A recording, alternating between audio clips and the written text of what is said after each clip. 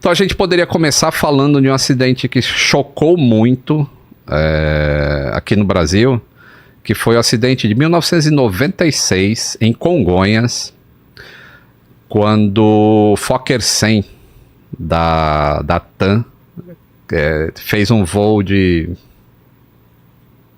menos de 90 segundos. Putz, sei bem qual que é. Então, na decolagem aconteceu a abertura do reversor. E não... Esse cara, esse provavelmente é o vídeo, assim... Eu fiz 2 vezes esse vídeo. Eu fiz a primeira vez e tem um corte lá, porque quando eu tô contando a história, até dou uma parada assim porque eu fiquei emotivo. E eu regravei ele recentemente, quando eu fui in loco, na rua onde caiu o avião. Eu entrevistei o cara que ele tinha acabado de sair para trabalhar. Tem uma pracinha agora em Não, esse da pracinha é no outro. Esse é o do acidente que ocorreu em 2007. Qual que você tá falando? Então, eu tô falando do Fokker 100, aquele que decolou em direção ao Jabaquara e ele caiu logo após a decolagem. Esse da pracinha é o do pouso. Foi num pouso que foi no pouso. Não consegue parar e cai do lado e tira... Isso. Então, esse daí, ele cai quanto tempo? Ele chega Esse durou, acho que... Depois que ele sai do chão é 36 segundos. Nossa.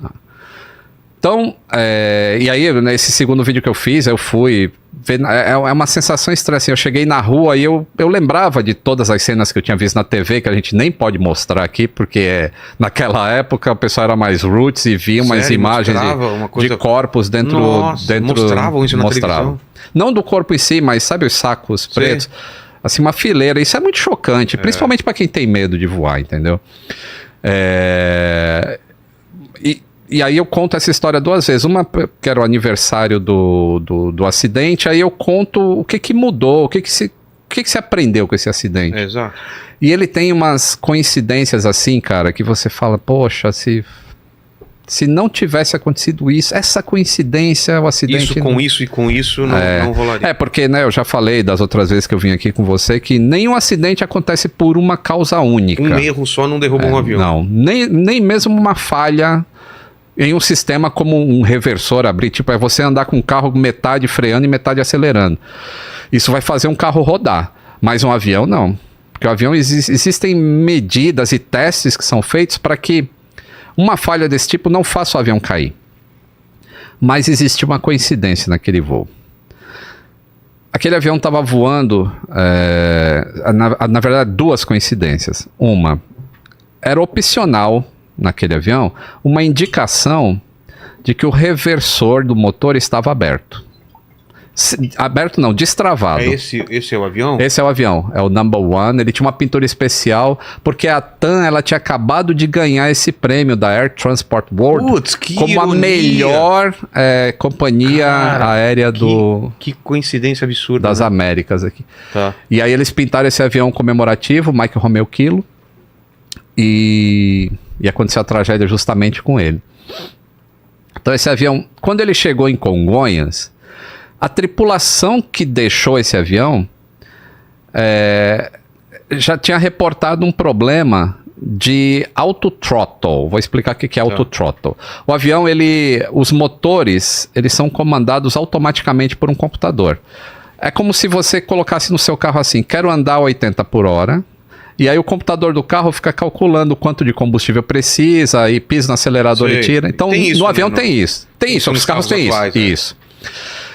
E no avião tem as 2 manetes de potência, elas ficam mexendo assim, é o auto-throttle. Tá. No caso do Airbus, é o auto-thrust. A manete não se mexe, mas o avião controla todo o tempo quanto tem de potência.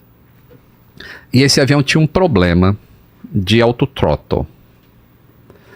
Então o avião chega e os pilotos que vão assumir o voo, eles ficam sabendo disso. Pois esse avião tem um problema de auto-throttle. Quando eles estão fazendo o táxi aí dessa... Não sei se vocês estão vendo a imagem agora. Então, quando esse avião vai fazer o táxi, no táxi, ele dá um alerta para os pilotos de que tem alguma coisa que está fora de configuração. E no caso, já era o reversor, estava destravado.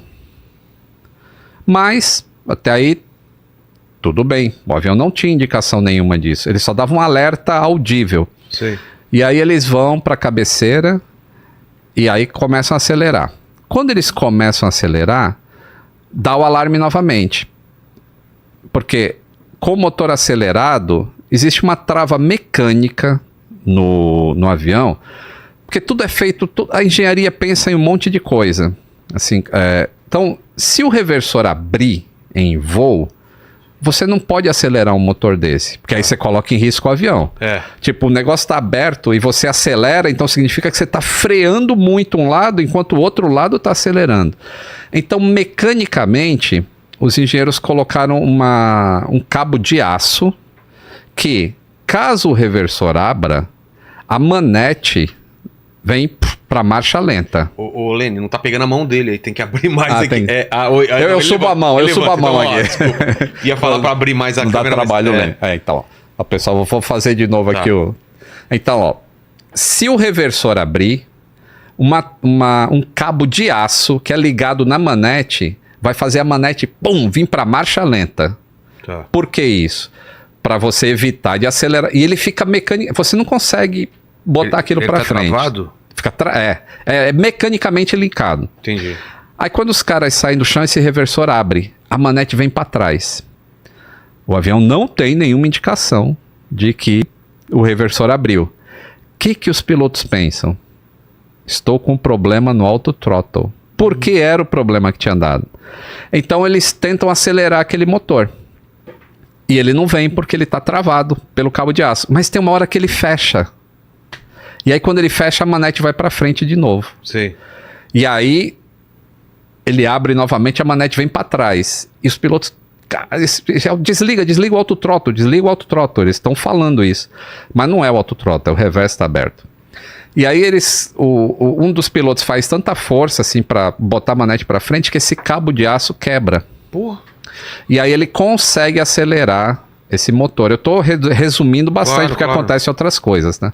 E ele consegue acelerar esse motor que está com as conchas do reversor abertas assim. Então você está jogando o vento para frente. O avião ele ainda está em baixa velocidade, ele está no processo de decolagem, o trem de pouso nem foi recolhido. Essa freada no avião faz com que a velocidade caia e ele inclina a asa e cai em cima das casas. Né? Então é muito difícil, né? Eu sentia muita dificuldade de falar desse acidente, porque é um dos acidentes assim que os pilotos eles não têm a mínima chance. Não tinha como saber? Só se soubessem de um caso igual. Eles nunca... Primeiro, abrir um reversor em voo é um negócio muito raro de acontecer. E segundo, como eles tinham a pane do autothrottle, eles acharam que aquele era o problema e tentaram resolver. Se não tivessem tido a pane do autothrottle, eles poderiam pensar no real problema?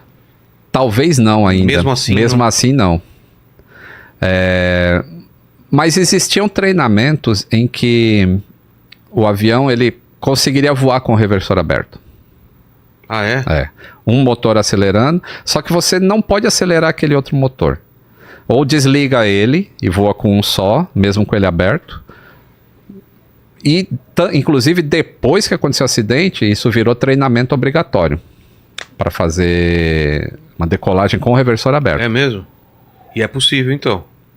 Era possível, se eles soubessem o que estava acontecendo. Mas o avião estava praticamente lotado, pesado, baixa velocidade, e essa incrível coincidência de, tem um problema, e vai mexer a manete, os caras acham que é aquilo. E o que foi feito depois para evitar que isso acontecesse? Aí é que tá. Esse é um dos acidentes em que a contribuição humana, ou seja, dos pilotos, foi menor do que a falha mecânica em si. Entendi. Que geralmente é o contrário. A contribuição humana, ela foi só... Inclusive isso virou muitas recomendações depois, assim, ó. Não se trata de problemas no avião antes dele atingir uma determinada altitude, tá? Porque se você não atingir essa altitude, fica meio difícil tentar controlar um problema, mesmo que o motor esteja pegando fogo. Sobe e acima de 400 pés, aí você vai tentar resolver o problema. Então tinha... E isso foi uma recomendação para o lado humano. Agora, o que aconteceu? Esse avião tinha um problema de que a maneira que o reversor funcionava no sistema, se o cara perdesse geradores, a bateria seria consumida mais rapidamente, que é o último recurso de emergência que tem, a bateria do avião. Você perdeu os 2 geradores, a bateria ia ser consumida rapidamente por causa do sistema que mantinha os reversores trancados, ele não abria de jeito nenhum em voo. Aí a engenharia da Fokker, que era a fabricante do avião, fez uma modificação instalando um relé no caminho. O que esse relé fazia? Caso houvesse uma perda de não sei o quê, eu não lembro agora exatamente o esquema, mas ele atuaria de maneira que salvaria, ou melhor, se não houvesse a perda dos geradores, esse relé não atuaria, e aí o sistema nunca consumiria toda a energia da bateria o tempo todo, porque isso fica ligado na barra quente da bateria. E aí eles fizeram essa modificação. E qual foi o problema? Quando o avião foi certificado, e todo avião passa por isso, quando você certifica um avião, existem uns cálculos que fazem assim, ó, se esse sistema falhar... Esse avião pode voar. Pode voar, exatamente assim. Se houver uma falha nesse sistema, e ele é crítico para o voo, ele tem que passar em uma fórmula matemática assim, que é 1 vezes 10 elevado a menos 7. Isso é um número muito maior do que a chance de você ganhar na Mega Sena. Tá. Então, uma falha não pode acontecer abaixo desse número. E ele tinha sido certificado dessa maneira, do jeito que era. Sim. Quando a engenharia fez essa modificação e instalou esse relé, esse número caiu para 1 vezes 10 elevado a menos 3. Então, teoricamente, o avião não poderia voar desse jeito. Teria que passar por um novo processo de certificação e algumas travas teriam que ser colocadas para evitar que, se o reverso abrisse, acontecesse o que aconteceu.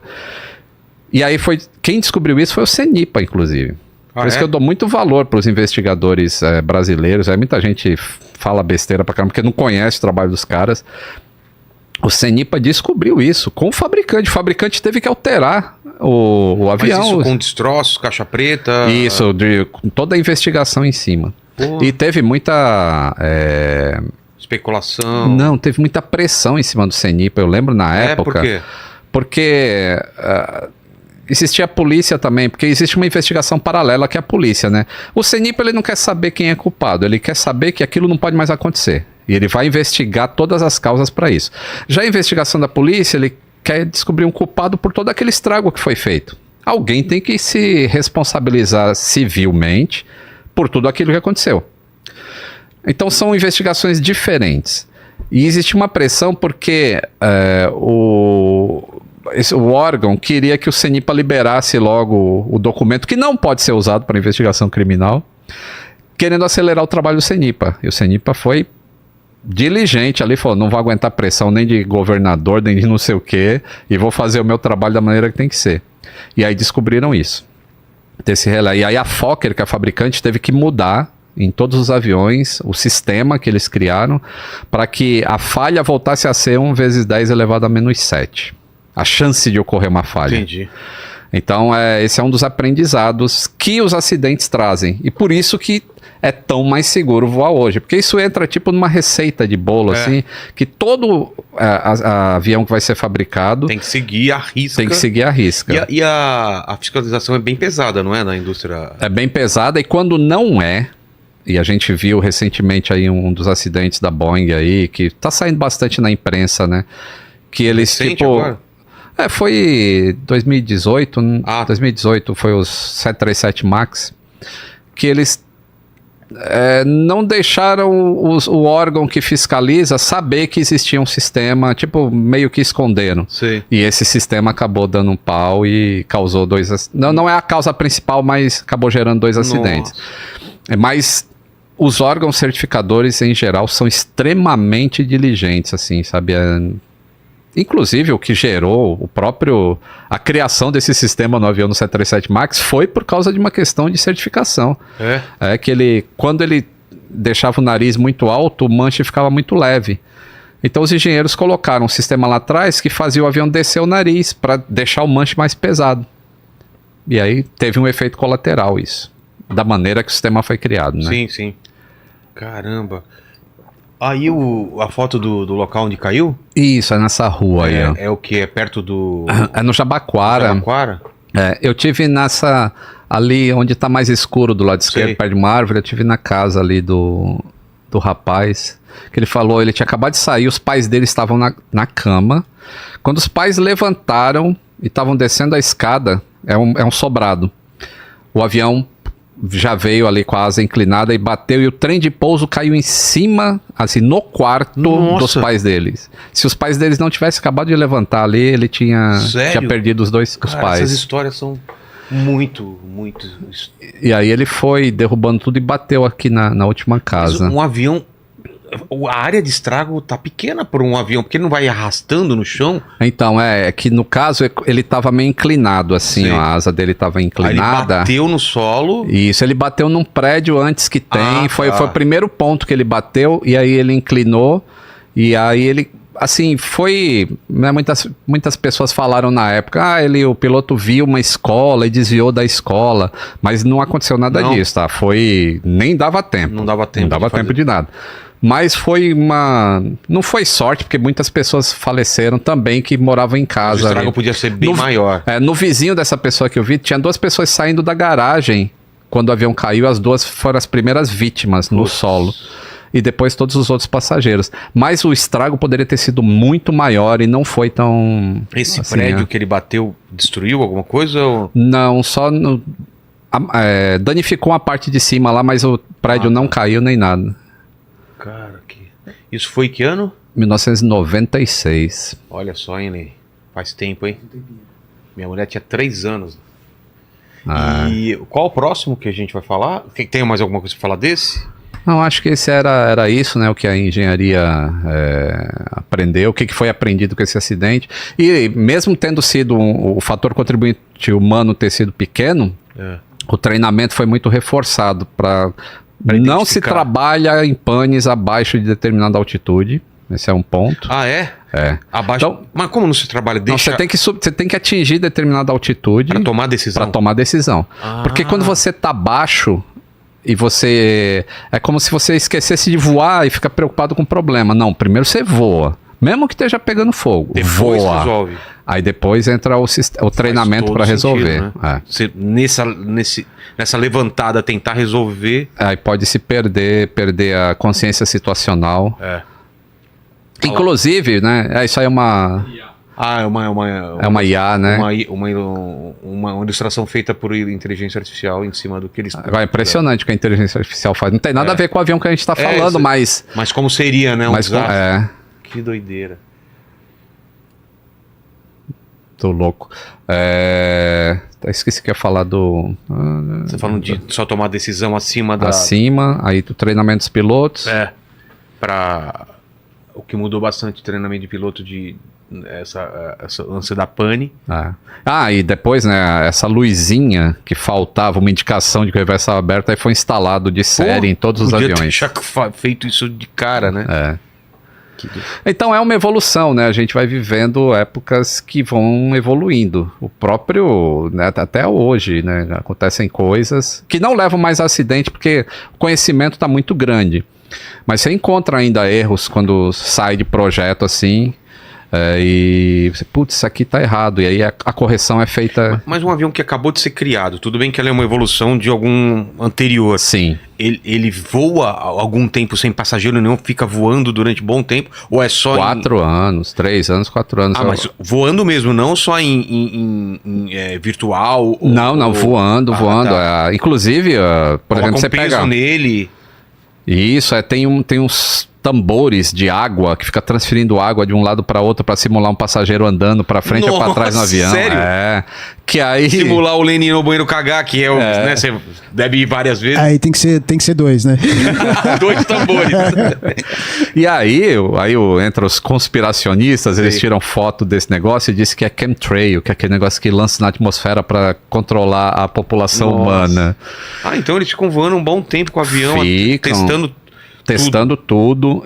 Por exemplo, às vezes você vê assim uma tour mundial do avião XYZ que ainda não está em operação comercial. Eles dão a volta ao mundo, diversas, testando sistemas, testando aeroportos tudo. diferentes. Isso é o processo de certificação. Que legal. Então eles vão operar no Alasca, temperaturas 20, 30 abaixo de zero, e vão pro deserto do Atacama com 40 graus. Eu tive lá no Ártico, eu esqueci de perguntar pros caras, mas como eles mantêm a pista... Tem um tipo de aquecimento? Porque é gelo pra todo lado, não sei o que. Menos na pista, né? E na pista livrona. Então, eles têm um produto que eles aplicam. Perguntei isso, é verdade.